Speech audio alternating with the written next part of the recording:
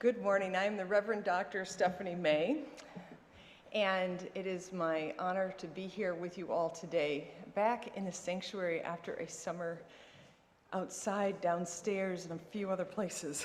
So, as Unitarian Universalists, we are not a religion based on a single sacred text. And yet sometimes some passages become so beloved that they bear repeating, their words helping to shape the contours of our shared religious experience. Our opening words today come from the Reverend Mark Morrison Reed and are one such text. Sorry,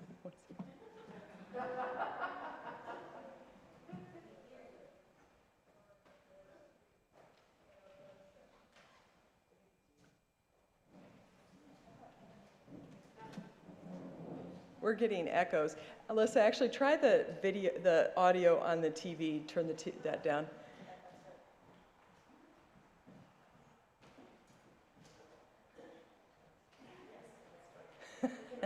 There's always a solution. You just have to look for it, right? From Mark Morrison Reed. The central task of the religious community is to unveil the bonds that bind us each to all. There is a connectedness, a relationship discovered amid the particulars of our own lives and the lives of others. Once felt, it inspires us to act for justice. It is the church that assures us that we are not struggling for justice on our own, but as members of a larger community. The religious community is essential, for alone our vision is too narrow to see all that must be seen, and our strength too limited to do all that must be done. Together, our vision widens and our strength is renewed. I now invite the King Lee family to light the chalice.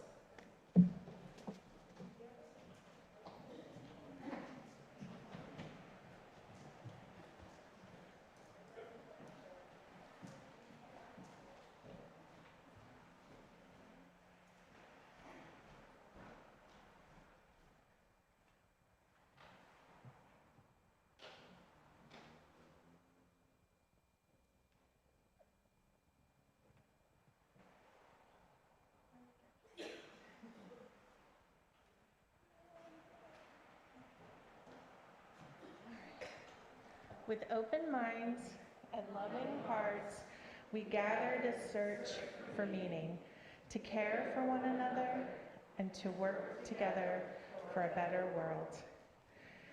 Our first hymn is hymn number 1, May Nothing Evil Cross This Door. This is the first hymn in our sanctuary for this year, and we're looking at it as a blessing on this space. So please rise in body or spirit and join us for hymn number 1. Thank you.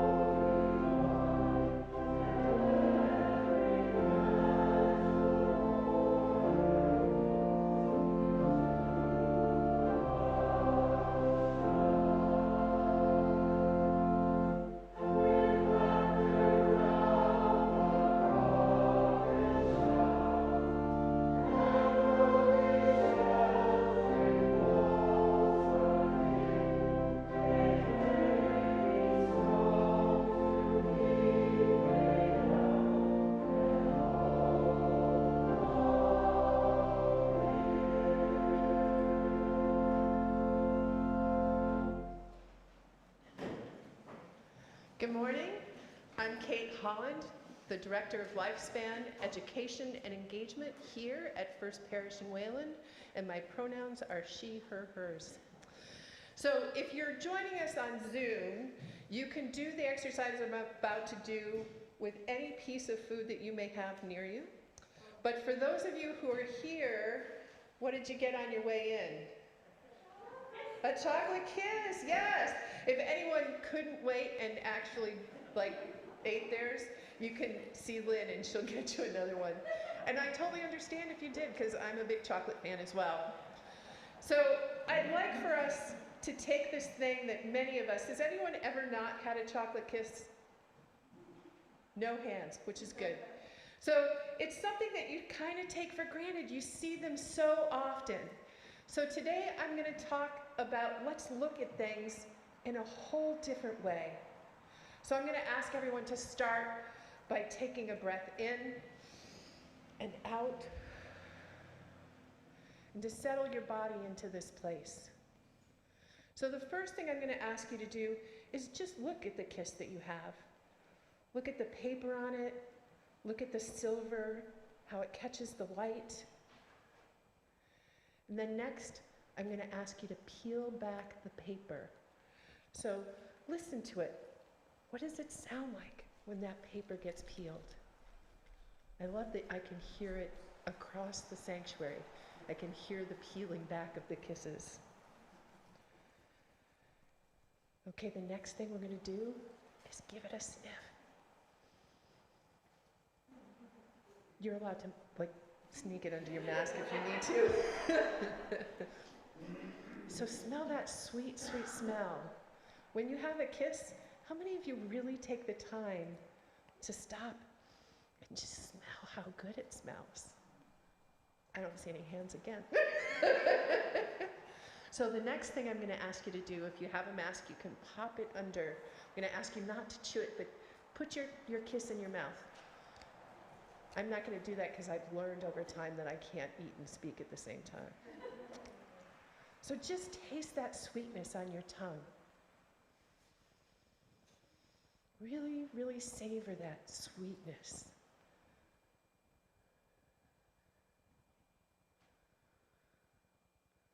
So I did this today because I wanted us all to think about how we can change our perspective on something that's around us all the time, that we see often. When we're here as a community, we've just shared that experience together of looking at something in a new way, or really appreciating the things around us. This morning, Reverend May is going to talk about why religion. And I think that that's a piece of it for me, of why I think religion is so important, because it calls me to think differently and to look differently at the world that I'm in. So this morning, I'm going to invite my friends to come down to their Seek class. It's our first one for the year. I'm very excited. And we're going to meet in Stokey in the library that's all the way in back. Paul, you want to sing us out?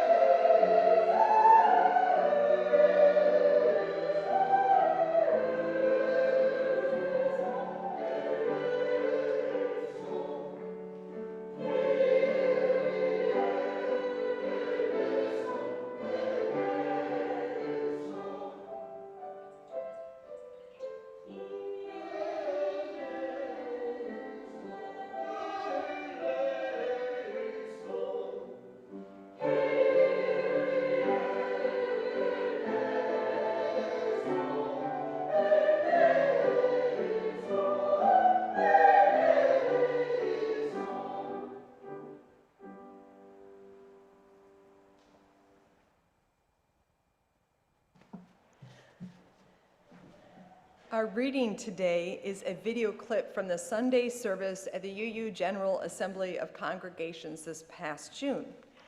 While the speaker, the Reverend Neil Barron, uses language of church, I want to acknowledge that this is a term rooted in Christianity that may not resonate as well for some of us.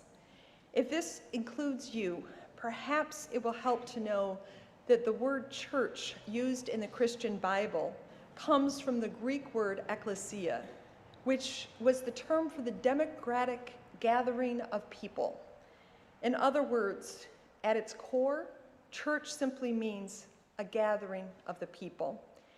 And Alyssa, I realized I didn't tell you when to stop the video. So 42:40. Okay.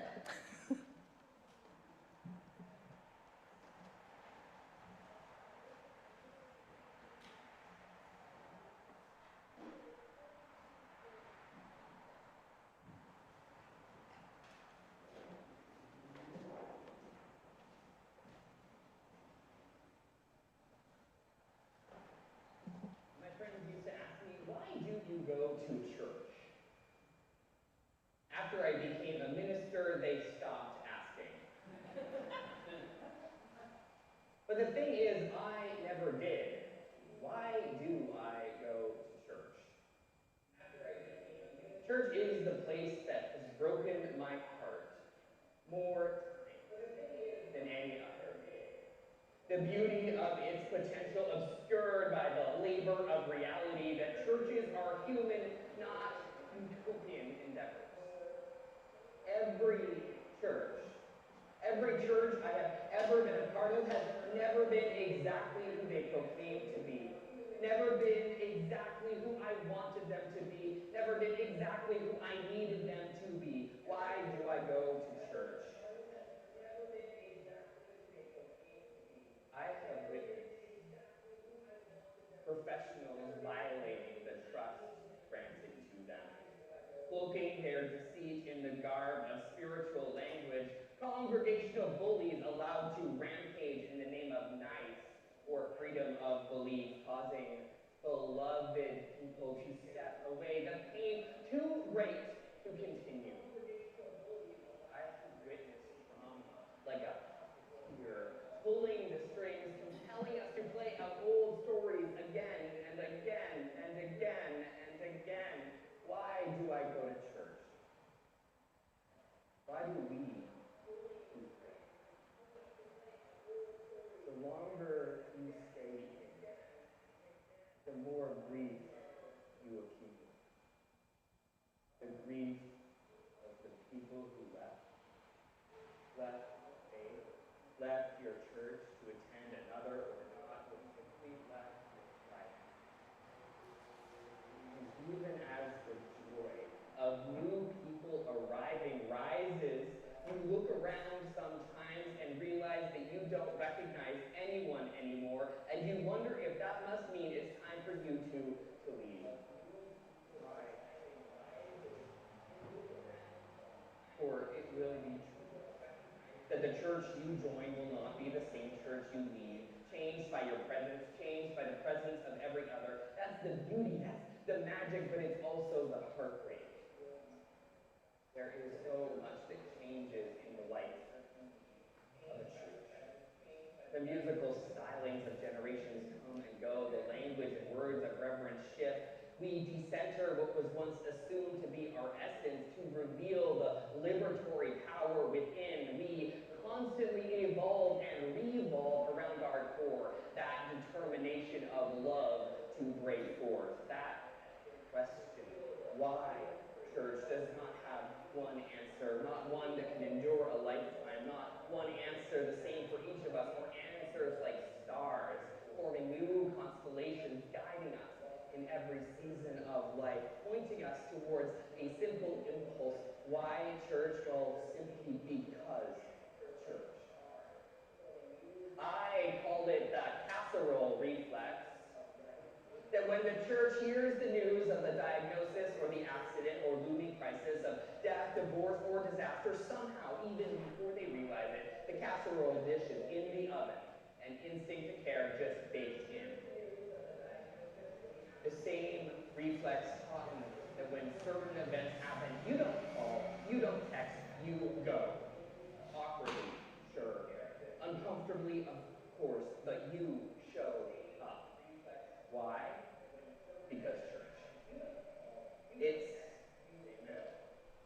It's the feeling we get gathered for imperfect worship. A collection of friends, strangers, united by an almost indescribable promise that answers a question coded deep within us, the need to belong, to be reminded of that belongingness, the full embrace that conveys the truth that all the parts of you, the questioning parts, the doubting parts, the cynical parts, the hurt parts, are not only welcome, but they are necessary here, that if universal salvation is true for all of us, it must be true for all parts of us too. Amen? Why? Because church. It's a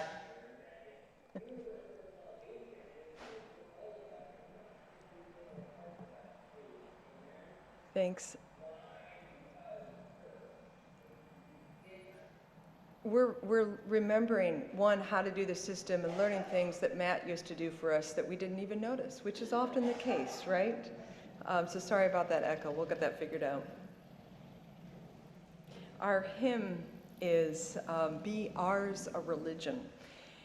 It was written by Theodore Parker, a 19th century Unitarian minister and abolitionist. And the words were, the music came later. And I just love it. And it's brief and it's short, so we're just going to sing it through twice, remaining seated as we prepare for a time of prayer.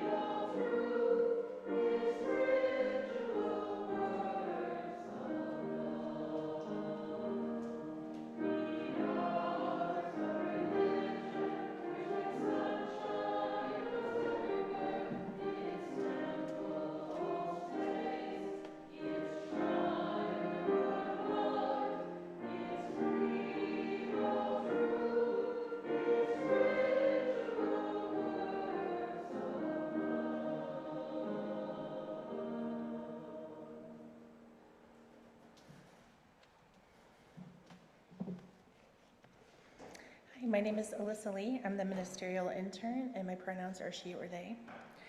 Please join me in the spirit of prayer or meditation. Let's take a deep breath in and out. Let's do another deep breath in and out. Spirit of love and connection, as we gather later today to honor the ministry of Minister Emeritus Reverend Ken Sawyer, we pause for a moment to remember his many gifts and pay tribute to his legacy and how it is still felt strongly in this congregation and the wider UU faith. We are also holding in love today the migrants who were promised employment and immigration relief only to be used as pawns in a political stunt and left with little to no resources in Martha's Vineyard and in Washington, D.C. We honor the migrants' bravery and hope they are able to find some relief. We are also holding in love the James Smith Cree First Nation, where 10 people were killed and 18 others were injured. We honor their strength and their commitment to their community, and we pray for their healing. We are grateful that in the face of tragedy, there are always people of faith and people of conscience who are willing to step into the breach and provide support and advocacy. Let our own community be a beacon of light in the dark for people who need care or simply a place to call home. Now let's have a moment. Let's sit in a moment of stillness.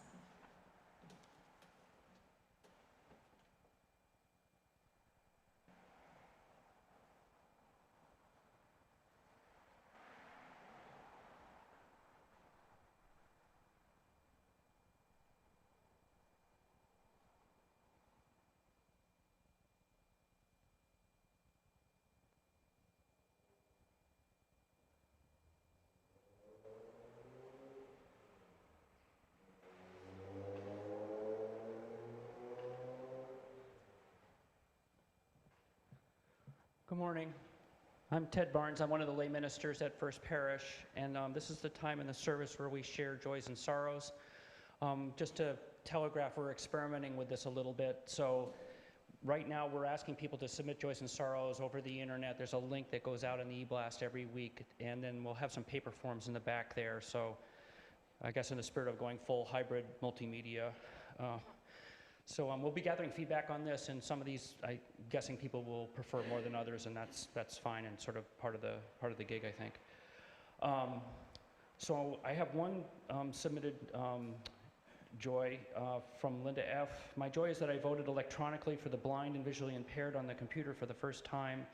Another doing the research on the candidates and applying for that. The process was a breeze. I'm glad I no longer have to go to the polls and use the AutoMark machine, which is old and not working correctly. And having worked with Linda a little bit, I can imagine that this was really helpful for her. If we don't have any other ones in the chat, I'll share a quick joy. Our daughter Devin had a baby boy a couple weeks ago, and other than getting through sleep deprivation and just sort of adjusting, and what sort of stuns me is that in some ways, as a species, we've been doing this forever, but how much of this is not inbred, and my wife and I are kind of looking at this at each other and saying, well, we know we did this a while ago, but it's very unfamiliar. So let me just light a candle for all the joys and sorrows that we hold in our hearts.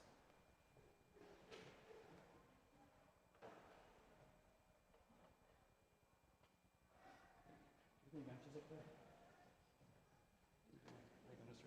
Oh.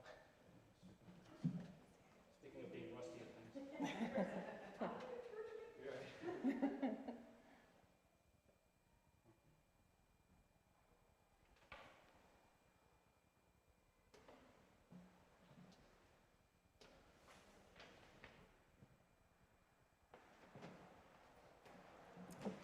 Thank you, Ted, and congratulations.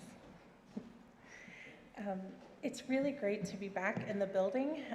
I was gone over the summer. I was in Oklahoma for about 3 weeks, and it just felt so good to come back and see all of you again. When I came for the lay-led services, thanks to Ted and Natalie, it just was like, oh, everybody's here and we're back in the building. It felt so good.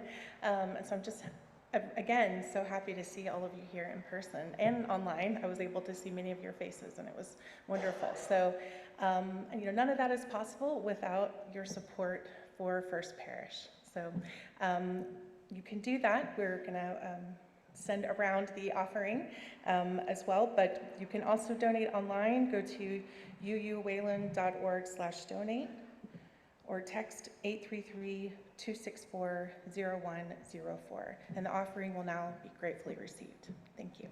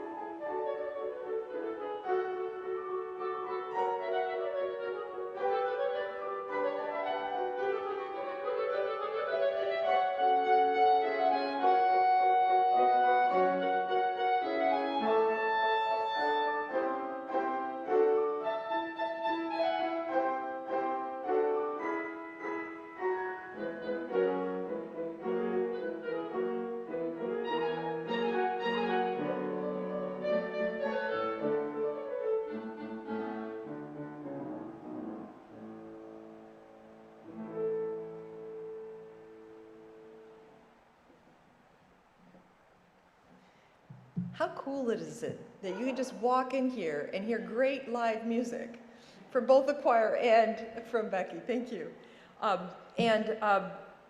If I get boring during the sermon, there's 2 new things you can read in your pews. One is a bookmark of our 7 principles and our sources. So thanks to Nan for getting those in the pews. Plus, they work to mark your hymns. Alyssa didn't know about this because Karen finished it late Friday. For electronic giving, if you're in person and you want to say, hey, I did give, I just gave electronically, there's one of these cards in each pews. So there's a QR code to get you right where you need to go, and then you can drop it in the bin, the offering plate as it goes by, so you too can acknowledge that you gave digitally. So. Following our enlivening Flower Sunday service last June, I hopped in my truck to drive cross-country to the Unitarian Universalist Association's of General Assembly of Congregations in Portland, Oregon, or GA for short. After 2 years online, GA was finally going to be in person, and I wanted to be there to connect with colleagues and to participate in the worship services, which I often find so deeply moving. And well, polity professor that I am, I also enjoy attending the business sessions and voting on various measures, but I'll skip that part for today. When I arrived, I encountered a lot of tired colleagues, as well as weary delegates from UU congregations across the country. The well-worn conversational paths about pandemic struggles, declining engagement in congregations, and the dismal political landscape were widely present. Like slowing down to rubberneck the scene of an accident, it seems that we cannot help but return again and again to these same topics, even if we're tired of the conversation. Given these patterns, it was with some surprise that I found myself in conversation with an enthusiastic and energetic colleague, the Reverend Sean Neal Barron. About 10 years ago, Sean and I crossed paths in seminary classes and our summer chaplaincy training. As we caught up over dinner at GA, I almost felt conspiratorial in our confession that we weren't burned out, but rather optimistically restless with the possibilities of congregational life. Sure, like any colleagues, we had irritations and frustrations we faced, but on the whole, we both still believed in communal religious life. As we ate our meal, I learned that he would play a part in the upcoming Sunday service. In that service, Sean began his piece with a funny quip. My friends used to ask me, why do I go to church? After I became a minister, they stopped asking. Leaving a beat for a chuckle from the audience, Sean then added, but the thing is, I never did. Why do I go to church? Continuing, Sean does not hold back in laying out the heartbreak and disappointment he has experienced at church. People misbehave in hurtful and harmful ways. People we care about leave. The music changes. We start to wonder if we should move on too. As he rather effectively lays out the challenges and conflicts of religious community, you start to wonder, wow, really? Why bother with church? His answer? Well, because church. I love this answer. Yes, it's self-referential and simplistic, and I happen to think it's true. As recently as Friday evening, I was chatting with a couple who learned I was a minister. What made you want to be a minister? They asked. My answer, because church. Okay, what I really said was that I grew up loving church, and after a period of theological searching, which included grad school, I found Unitarian Universalism. In Unitarian Universalism, I found both the multi-generational religious community that I longed for from my childhood experiences and the theological openness that I now deeply valued. In other words, I wanted to belong to a religious community that would bring casseroles to people facing heartbreak and be okay being an atheist. I wanted to belt out Christmas carols in a community that included 5-year-olds seated near 95-year-olds, even if I didn't believe in the virgin birth or identify as Christian anymore. I wanted a place to go and be with others when planes crashed into towers or children were killed by gunfire.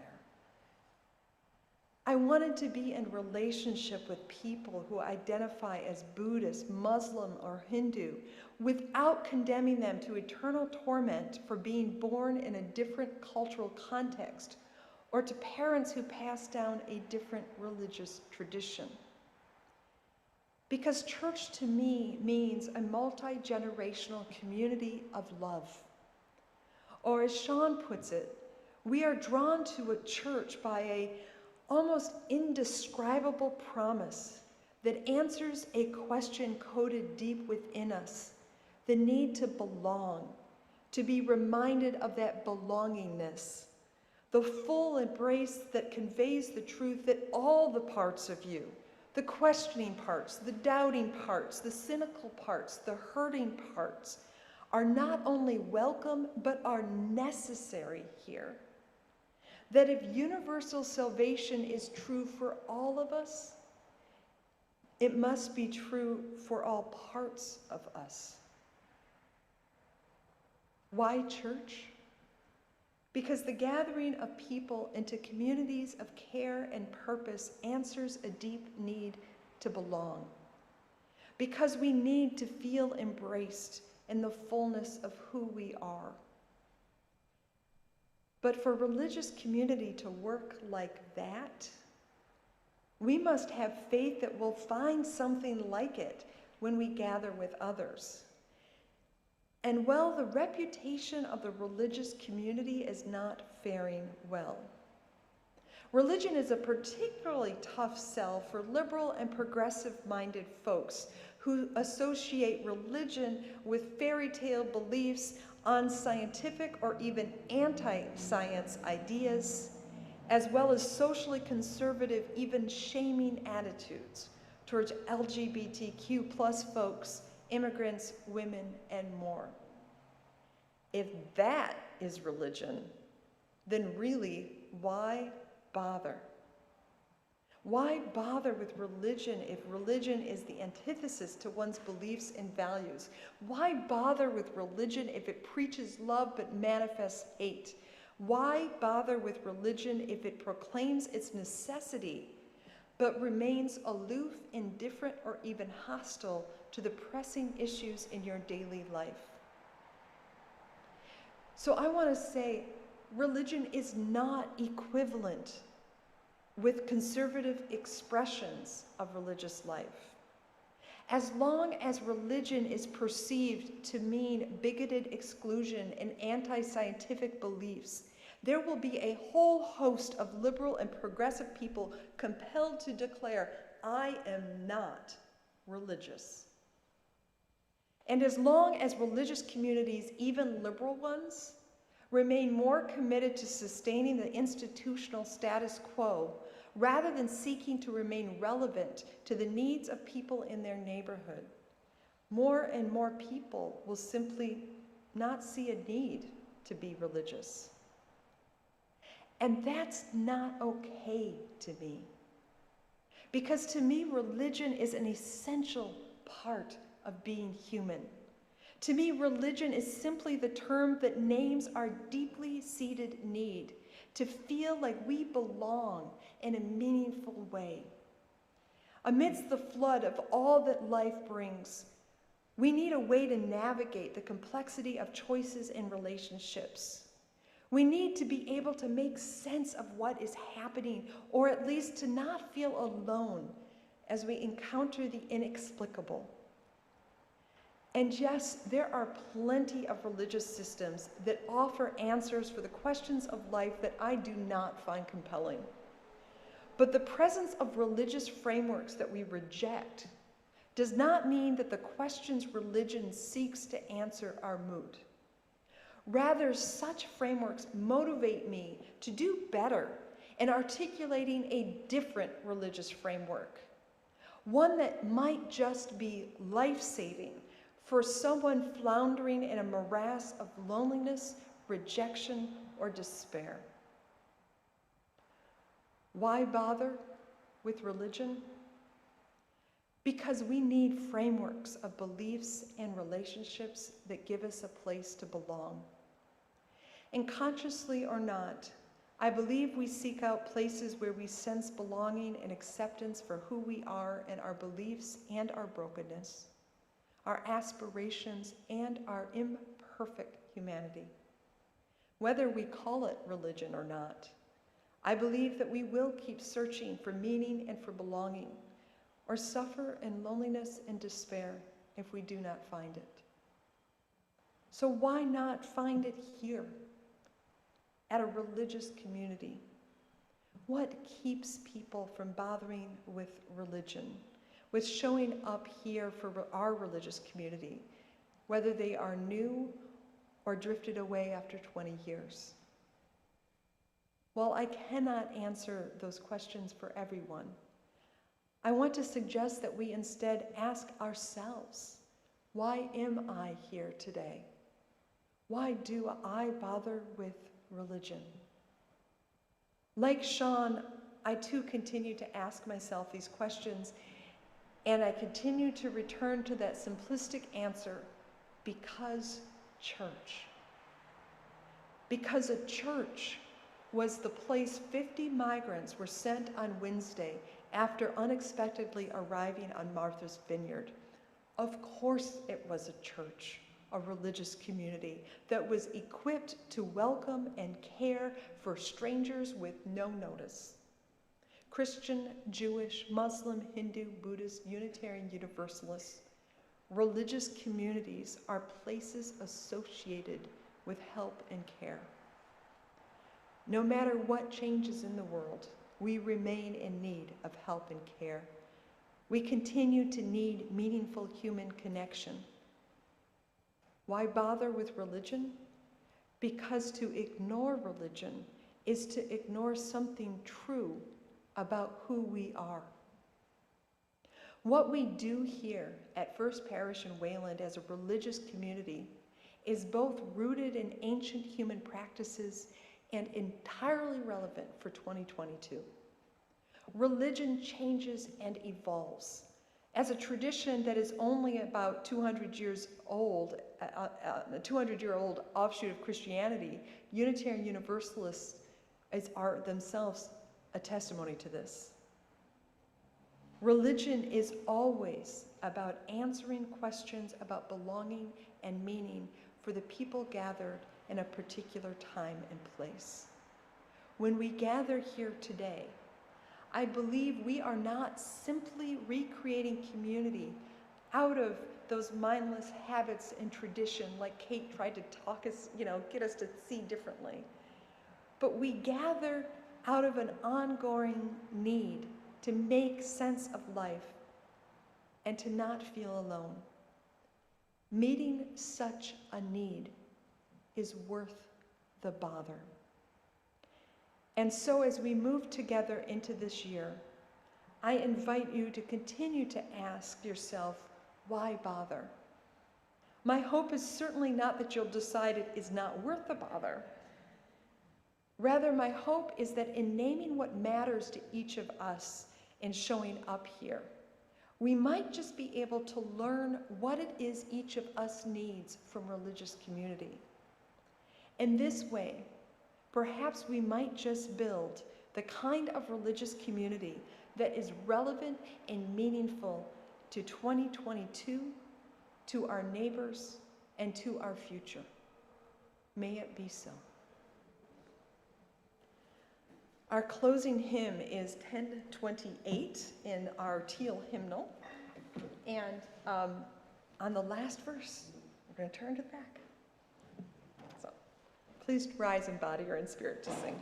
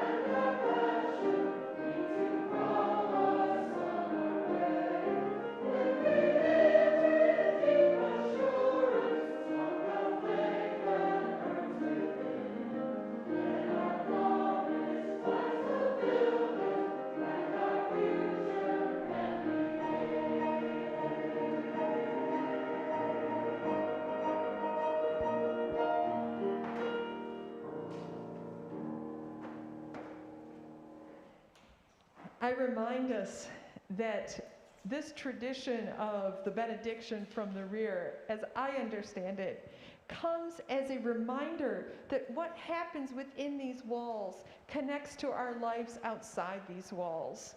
And I bring that up in relationship to the sermon because I do think that religion and our religious life can be, and should be relevant to the fullness of our lives. Sustained by our connections to each other and to all that is holy, let us go and be beyond these walls, bringing more light and life, love and justice to our shared world. Amen.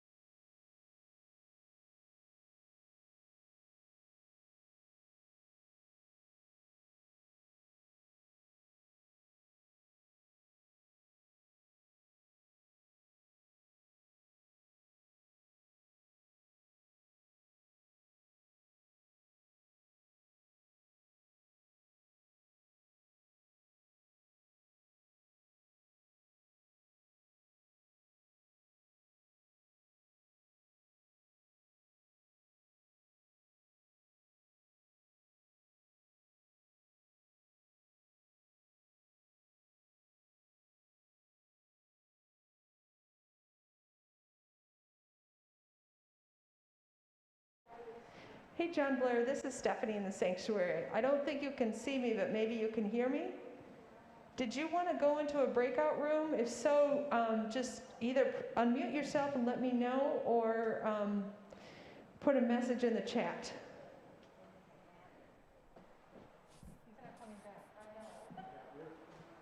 John, did you want to go to a breakout room?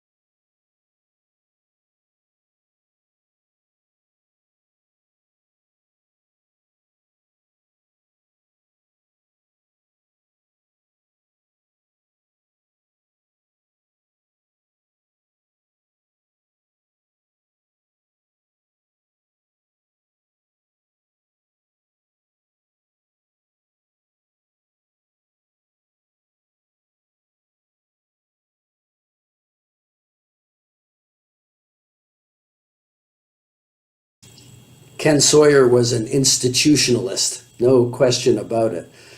But let's unpack what that really means and what it meant to him. To begin with, I think for Ken, it meant he was loyal to values he saw and learned as a child from his parents, who were devoted Unitarians. Growing up in our faith, Ken saw his father going off to chair the evening meetings of the church board in 2 different congregations in New Jersey. Institutional commitment ran in Ken's blood. Young ministers and new ministers in a district or chapter often get asked quickly to take on some UUA or UUMA role. And we say yes because we're flattered, or sometimes because we don't want to offend. Some people say yes out of a sense of duty. That's another aspect of being an institutionalist. Duty is a word that means something to you. You recognize that your life and your congregation is part of a larger whole that helps give your life some of the meaning that it has. And in every denominational leadership role he accepted, Ken said yes because he was asked by a person he respected and whose judgment about his capacities he trusted. So that's another aspect of being an institutionalist. You recognize that the denomination is not a bureaucracy in Boston. It's people, most of whom are also institutionalists, and they become your friends. The other common characteristic in all Ken's leadership roles is that they were all connected to the commitment he had made to the primary and essential institution,